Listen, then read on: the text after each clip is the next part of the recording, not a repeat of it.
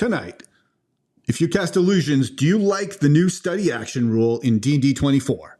Hey, my name is Paul Zajac. And I'm Charlie Steckel. Welcome to DnDSPN. This is the channel where we smash together Dungeons & Dragons and sports commentary.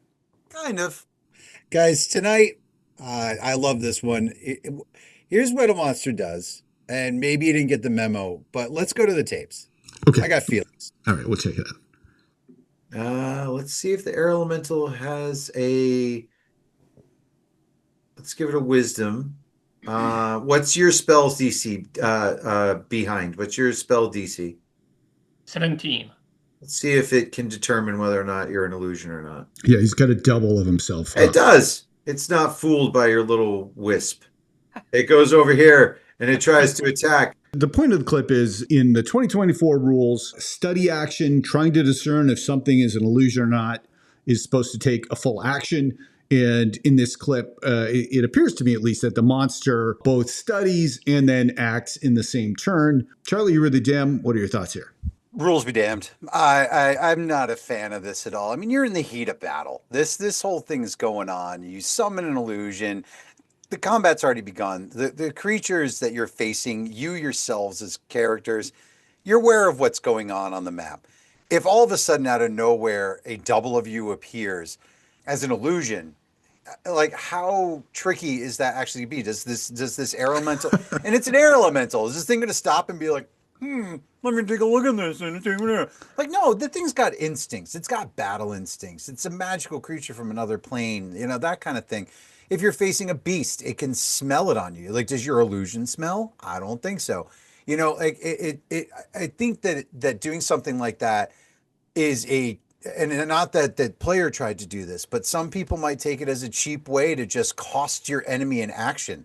Like, I cast this and then now all of a sudden it's one less attack and the rest of my party that outnumbers the enemy by 3-1 is going to come in and take him out because now he lost his multi-attack. So I don't know. I think that the monster should be able to kind of passively get an opportunity to decide whether or not this is something it's threatened by. And you're not alone. When I briefly discussed this with Mike Chase, Life First, who was on the channel earlier this year, yeah, he also didn't like that. He's for the exact same reasons. It doesn't make any sense. I think the reasons that it could be good is that if you're an illusionist, this really kind of buffs illusions and puts a rule that says, hey, Dungeon Master, you kind of got to take my illusion seriously. Whereas I think a lot of illusions can really depend on how the DM plays with them. And so it's a structure that could strengthen illusionists. And I think that if you take a turn to examine stuff, it does go both ways, right? Characters just can't get away with the same thing going the other way either. I do agree with you that it just, seems way more realistic that you can get something on the fly. At the same time, it does take something away from illusionists that I think that's probably why they put this rule in there. We want to strengthen illusionists. I don't know.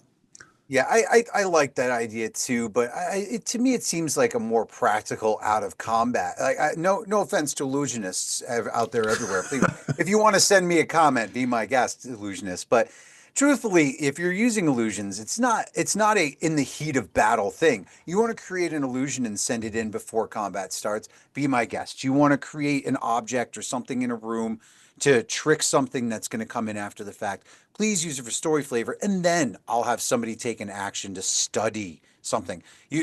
How many people can study something in 6 seconds? Realistically, let's go. How many A's do you get from studying for 6 seconds? Well, it's more seconds than if you do an action and study the thing. I'll put it that way. And someone's going to watch this and they'd be like, oh, wow, rules is written. I can just cast a minor illusion cantrip over and over again, or something like some level 1 spell slot over and over again to nerf a boss.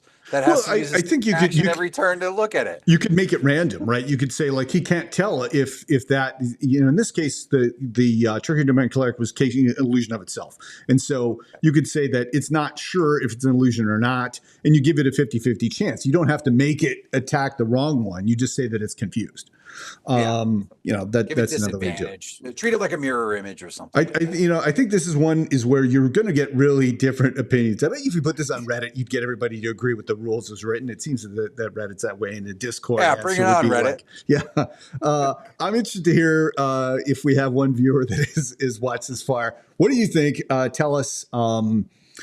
Okay, I think that's it. If you want to watch the full adventure from which this clip was taken, check it out on our second channel, DnDSPN 2, The Deuce. And if you like what we're doing, please like and subscribe. It helps us out. Thanks for Yeah, watching. check it out. Agree with me. Way. Okay.